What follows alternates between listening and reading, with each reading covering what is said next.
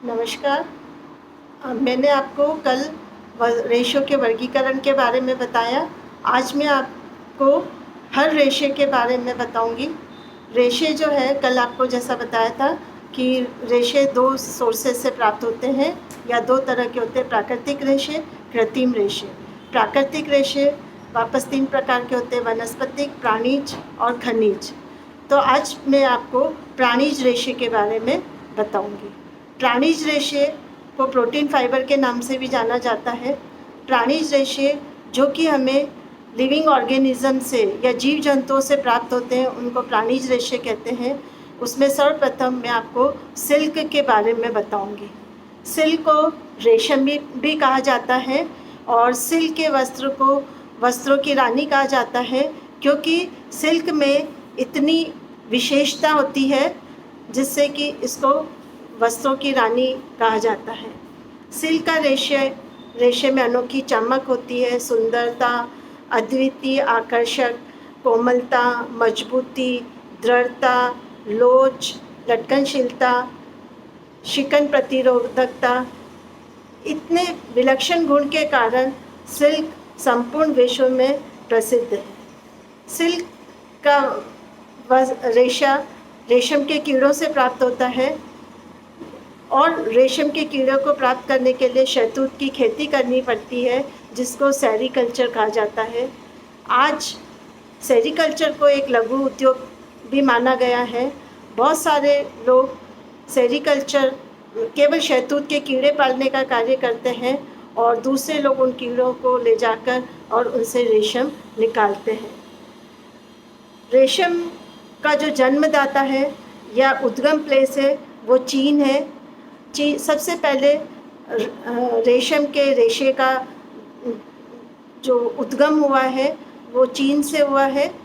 चीन की महारानी सी लिंग चीन है। एक बार एक पेड़ के नीचे बैठ के चाय पी रही थी। चाय में ऊपर से आके कुछ चीज़ गिरी, तो वो एक रेशम का कोकून था। जब उसने चाय में से उसे निकाला तो वो धागे की तरह निकला और फिर उस धागे को बाद में रेशम का नाम दिया गया। रेशम जो है वो भारत में भी उत्पादित होता है। विश्व में भारत का चौथा स्थान है रेशम प्राप्ति में। रेशम को प्राप्त करने के लिए सबसे पहले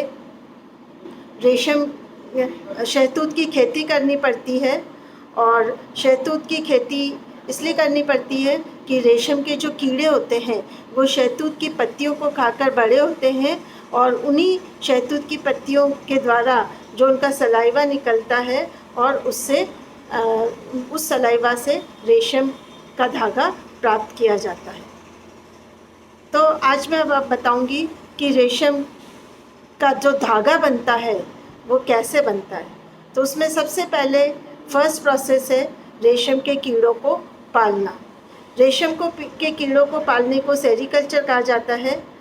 रेशम के कीड़े का जो जीवन काल होता है वो 2 माह का होता है और इन 2 माह में वो 4 अवस्था में आता है: अंडा, लार्वा, प्यूपा और कीड़ा। ये चारों अवस्थाएं उसके लिए महत्वपूर्ण है। रेशम प्राप्ति के लिए कोकून को काट दिया जाता है और कोकून है वो फाड़कर और फिर सिल्क के रेशे के लिए सबसे पहले सिल्क की खेती को निकाल के फिर गर्म पानी में जब जो लार होती है बूंद के समान होती है वो ढीली पड़ जाती है और वो जो लार है वो धागे अलग अलग हो जाते हैं। उन धागों को फिर एक किसी लकड़ी वगैरह पे लपेटा जाता है और उसकी लच्छियाँ बनाई जाती हैं और बाद में उसको ऐंठन देके धागा तैयार किया जाता है। रेशम का जो धागा होता है वो बहुत ही नाजुक होता है। फिर बाद में उसको डाइंग, प्रिंटिंग और फिनिशिंग करी जाती है।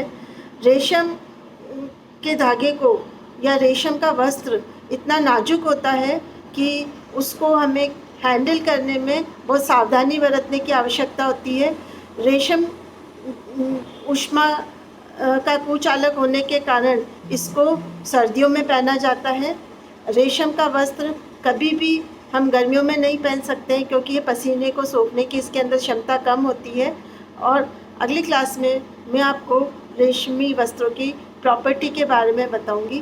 धन्यवाद।